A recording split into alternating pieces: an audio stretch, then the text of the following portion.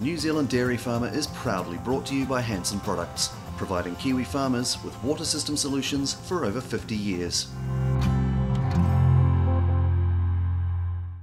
Welcome to New Zealand Dairy Farmer. This week, we're in Taranaki to talk succession with Rachel and Kenneth Short. They've recently been acknowledged as Taranaki Sharemilker and Equity Farmers of the Year and have a growing equity partnership in the family farm. We'll also talk with Marise James, a succession specialist from Staples Rodway, about the best way to start down the succession path. But first up, it's Rachel Short. Rachel, how did you come to be dairy farming here in Taranaki? I grew up on a farm 10 minutes down the road from here, and then when I left school I actually left and originally went into the 12-month school exchange to Canada, and then came back and did a diploma in hotel management, and then I actually came back to work on the home farm for a season while my husband was finishing his building apprenticeship, and I've never left since. And how did your parents find it that you came back onto the farm and basically that was your career decision? Were they very supportive of that? Oh yeah, definitely. Yeah, no, they were really excited about it. And I spent a year on the season on the home farm, and then the following season I moved out here. Did 2 years managing, and then they offered us the variable order share milking position.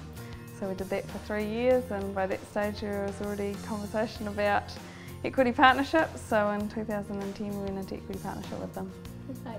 And when you first started off on the farms, did you do any ag ITO courses or anything of that sort? Further yes. training? Yeah.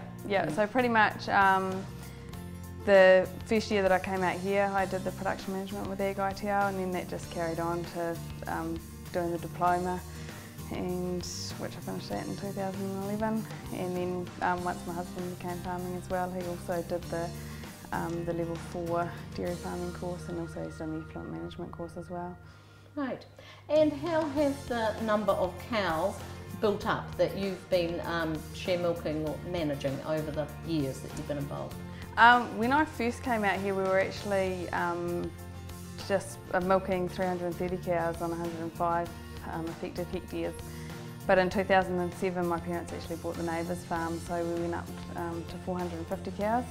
That's on a 142 hectare milking platform, and then we've also we've got a 26 hectare runoff adjustment with all our young stock on farm as well. So there's been quite a growth in herd numbers, and production's also leapt as well. Yes, I mean as far as per cow and per hectare, it's generally 320 kilos a cow, and we're doing just over 1,000 kilos a hectare. We are a low input system, we're a system 1 operation, we have no board-in feed, and we've got all our young stock on farm. So as far as total production, obviously with the bigger farm has gone up, but per cow and per hectare it's reasonably the same. Do you make supplements on farm like hay or silage? Just hay. Yeah, we've got all our own haymaking gear, or some of it my father still owns, so he's got all his own baler. We've got all our own mowers and hay rakes, so we do all that ourselves. And then we also do about 8 hectares of turnips a year, so we grow about 110 tonne of turnips a year, and that's just basically just through contouring and developing the farm where we do those paddocks. Have you had a lot of other development work to do on the property, such as with improving lanes or fencing? The infrastructure of the farm is pretty good. Like obviously we've always got fencing repairs and stuff to do. The new block that my parents bought in 2007, we fully re-fenced that and put all new water supply into there. But yeah, the infrastructure of the farm is reasonably good. So it's just keeping up to date with lawn repairs. Yeah. And definitely our riparian planting as well. That's something that we've done a lot of as well, just planting all the drains. And what's your breeding program? Your Jerseys, Friesians, Kiwi cross? With Jerseys, mainly Jerseys, yeah.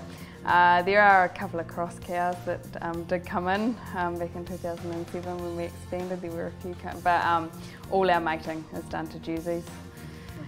And what's your calving date? We calve around the 23rd of July.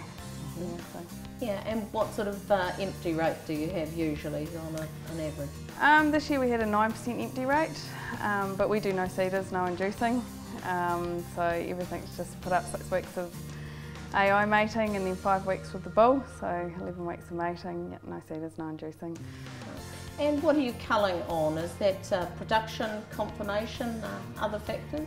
We do cull out all our empties or sell them off, because pretty much we believe that by culling out all our empties we're gaining a more fertile herd, and then after that it's just low producers, high somatic cell count. At what sort of replacement rate would you average? We rear 110 calves a year, so yeah, just over 20% replacement coming in. And you'd sell off surplus calves that you have? Yes, yes, yeah. And what's the plan going forward in terms of the breeding objectives?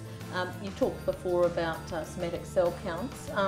Do you have a problem with high levels there that you want to get rid of? No, we don't have a problem with high levels. I think just when it comes to the end of the season, there'll always be the highest somatic cell counts and the lowest producers, so that's who goes. When you talked before about agricultural ITO courses, what were the benefits of those that you thought were first and foremost?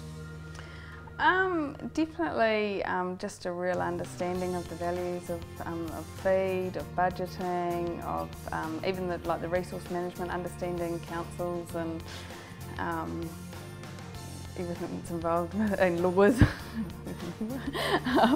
Yeah, just understanding the councils and the laws there, and the whole thing's just been really beneficial. What about continuing education, involvement in discussion groups or attending field days? Yeah, we're trying to do a lot more of that now. We've got 2 small children that have taken up a lot of our time over the last couple of years, but the youngest one's just gone to kindy and the eldest one's about to start school, so that's definitely one of our focuses at the moment, is just attending more discussion groups. And Dairy NZ has a lot to offer. We did their mark and measure course last year. So we did 2 days of strategic management and 2 days of business planning, and actually for Kenneth and I to go and do those 2 courses together was actually huge for us and the business, rather than just me going off and doing the courses on my own. Actually doing it together was very beneficial as well. Coming up next on New Zealand Dairy Farmer, we talk details with succession specialist Marise James from Staples Rodway, Taranaki. See you after the break.